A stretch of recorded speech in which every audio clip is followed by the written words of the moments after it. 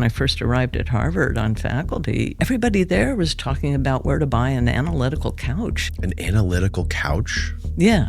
What is that? It's like those Victorian fainting couches. So you would have, in psychoanalysis, you would have the patient lay down on the couch facing the ceiling. It would reduce their inhibitions to tell you things that were embarrassing. They're not looking you eye to eye. Just say whatever comes to your mind. Don't worry about any judgment or this or that, And so that's how psychiatry was, under the influence of Freud, and the psychoanalytic tradition was very, very strong.